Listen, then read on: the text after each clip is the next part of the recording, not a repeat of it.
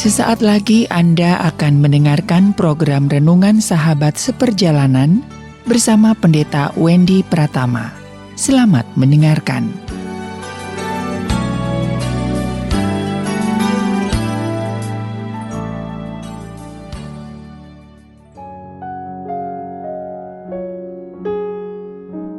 Selamat berjumpa kembali di dalam layanan audio Sahabat Seperjalanan. Hari ini adalah hari Jumat 22 April 2022. Tema renungan kita dengan judul Berlari Salah Arah.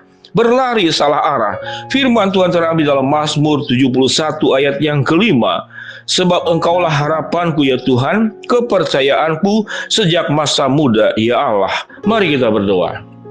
Bapa yang di dalam surga, biarlah dalam kehidupan kami berjuang, kami berlari, kami mengejar apapun, kami tidak salah arah, kami benar arahnya, dan kami menjalaninya bersama dengan Tuhan. Dalam nama Tuhan Yesus kami berdoa, amin. Shalom sahabat seperjalanan yang dikasihi Tuhan. Berlari salah arah. Berlari tentu ada tujuan yang ingin kita capai. Dan tentu tatkala kita berlari, siapa yang paling cepat maka itulah yang terbaik. Maka kita berjuang, kita berlari-lari setiap hari seperti Rasul Paulus. Namun Rasul Paulus berkata, aku berlari-lari kepada tujuan. Dan kita semua manusia juga berlari-lari kepada tujuan. Namun tujuannya bisa beda-beda dan macam-macam.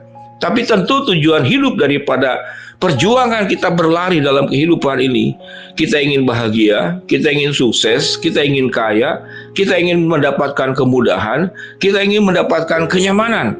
Dan semuanya itu memang Tuhan sediakan.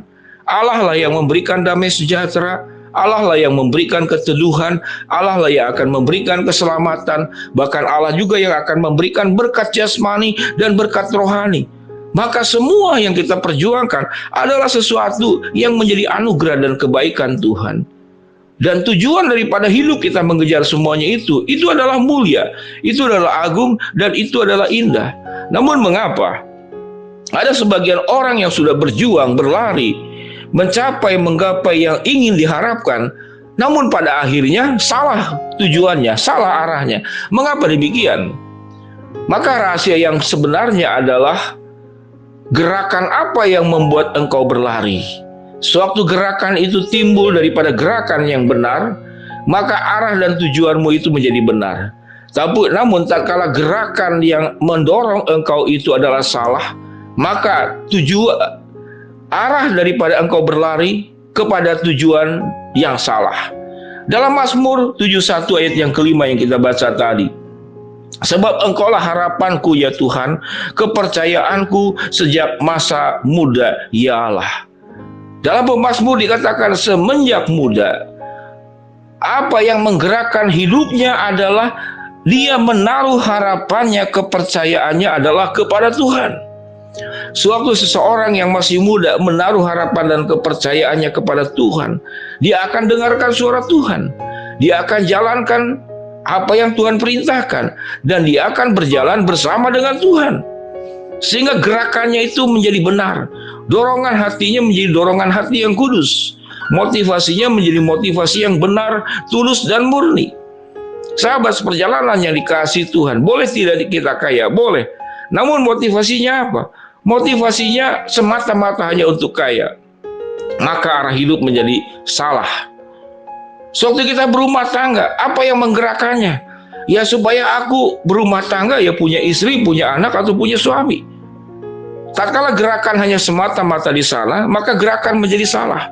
Namun tatkala engkau mencari uang untuk kemuliaan Tuhan, engkau berumah tangga untuk kemuliaan Tuhan, menempuh pendidikan semakin tinggi lagi untuk kemuliaan Tuhan. Engkau melakukan segala aktivitas dalam profesi dan bidang kehidupanmu untuk kemuliaan Tuhan. Engkau menjadi dokter untuk kemuliaan Tuhan. Engkau menjadi advokat di bidang hukum untuk kemuliaan Tuhan. Engkau menjadi pendidik, guru, dosen untuk kemuliaan Tuhan. Apapun yang kau kerjakan untuk kemuliaan Tuhan, itu yang disebut dengan gerakan. Tatkala gerakannya benar, maka arahnya benar. Arahnya apa? Adalah kemuliaan Allah.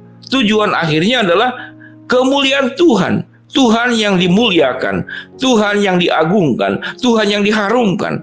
Namun tatkala gerakan hidup kita itu keliru, supaya aku punya posisi, supaya aku dipandang, supaya aku tidak direndahkan, supaya aku punya jabatan-jabatan tertentu dalam hidup ini, maka gerakannya adalah untuk dirimu sendiri. Tatkala seseorang melakukan sesuatu untuk dirimu sendiri,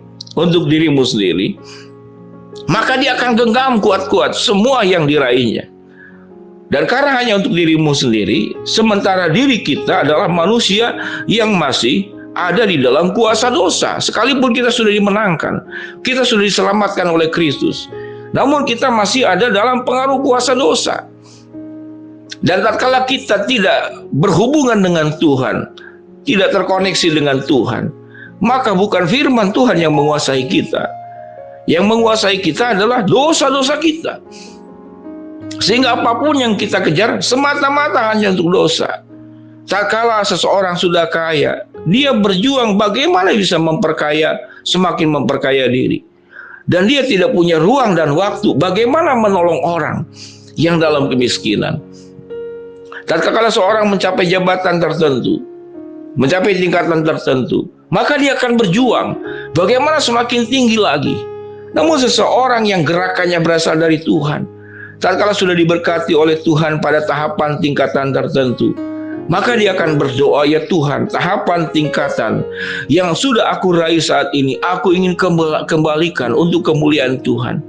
Maka jabatan, posisi, kuasa yang dimiliki, yang ada di tangannya, dia akan berikan semuanya untuk kemuliaan Tuhan.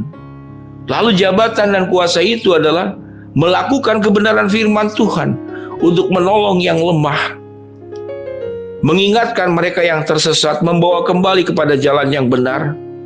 Apa yang dilakukannya adalah seperti yang dilakukan oleh Yesus dalam Matius 25. Kemampuannya adalah memberi makan yang lapar, memberi pakaian mereka yang telanjang, melawat mereka yang ada dalam penjara, memperhatikan anak-anak, memperhatikan yatim, memperhatikan para janda, mengangkat mereka yang sedang tertekan, yang sedang diperdaya oleh kekuatan lain, diangkat martabatnya.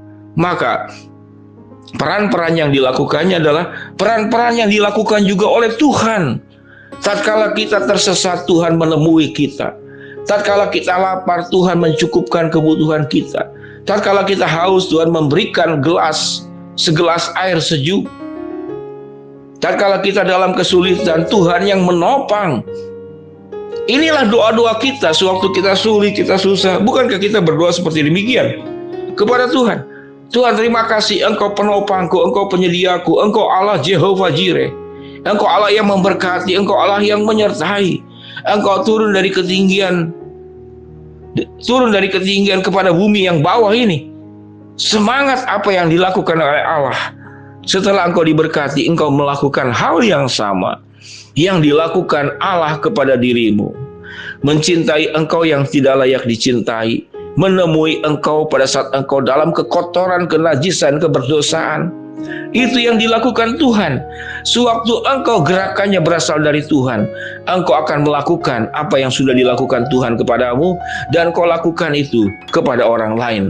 Tatkala seseorang berlari salah arah karena gerakannya dari dirinya sendiri, namun seseorang tatkala berlari dengan arah yang benar, itu gerakannya berasal dari Tuhan. Mari kita berdoa. Bapa dalam surga, terima kasih untuk kebenaran firman Tuhan, sebab Engkaulah harapanku ya Tuhan, kepercayaanku sejak masa muda ya Allah. Biarlah gerakan hidup kami digerakkan oleh Tuhan dan bukan digerakkan oleh diri kami sendiri. Hamba-Mu berdoa buat yang sakit, Tuhan jamah sembuhkan, yang sedang menghadapi masalah, Tuhan bukakan jalan, yang sedang berdoa memohon mengharapkan sesuatu, Tuhan akan kabulkan dengan waktu dan rencana-Mu. Dalam nama Tuhan Yesus kami berdoa, amin. Shalom sahabat seperjalanan, selamat berlari dalam kehidupan ini dengan arah yang benar, jangan salah arah, amin.